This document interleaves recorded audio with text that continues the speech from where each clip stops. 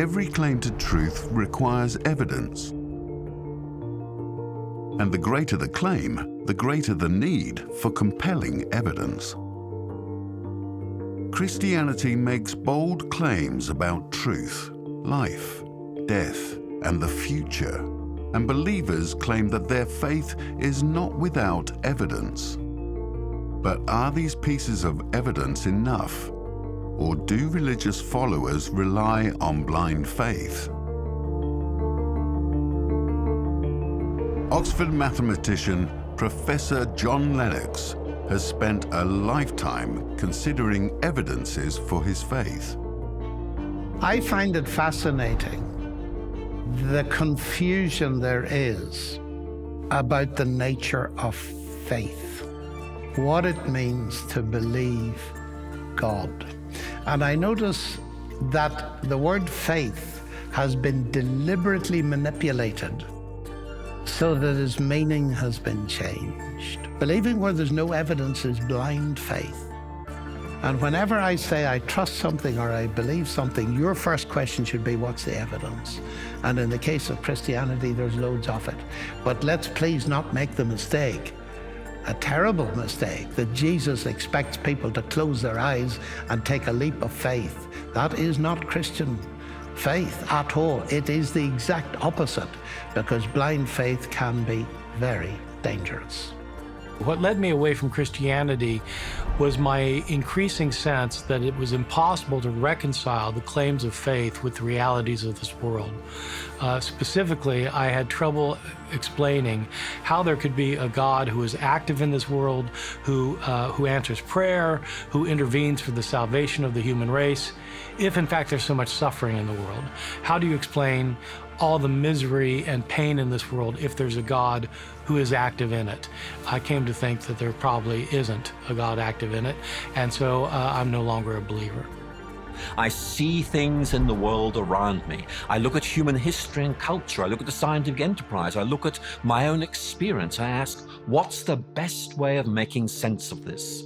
And sure, I can't prove it, but I can still say it seems to me the best explanation is that there is a God. And of course, there are many other who've come to the same conclusion. Now, that's not blind faith. That's simply about recognizing the limits of human reason. Faith is not about the abolition of reason. It's about transcending the limits of reason. And there are some who are watching this who will say, well, you know, we believe only what reason can prove. Well, I'm going to say to you, that just means you are trapped in a miserable little world limited by human reason. That's very small. Faith is about breaking free from the limits of reason, but not becoming irrational. It simply means discovering a big world which goes beyond the limits of reason and entering into it. So if real faith isn't blind, as many atheists claim, but is based on deep intuitions that can be weighed and considered and appreciated, then why don't more believe? Everyone experiences doubt. I've talked to atheist friends who regularly say, look, we think we're right, but actually we don't know. We're very, very uncertain. And they feel embarrassed by those who claim total certainty for the atheist position. We all experience doubt. What I take great comfort in is noting that the New Testament expects me to experience doubt from time to time. I'm human. I want to see the full picture. I only see it in part. But in my calmer moments, I say, look, what I see is good enough to keep me going. And one day I'll be in a place where I do see the really big picture. And for the moment, I'm very happy to keep going. We walk by faith and not by sight. And that doesn't mean running away from reality. It means just recognizing the limits that are placed on us as human beings, because we are fallen, we are frail, and we are finite. I sometimes get asked, what would it take to stop me believing in God? And as a scientist, you would have to prove to me that it makes sense to believe in laws of nature without a lawgiver.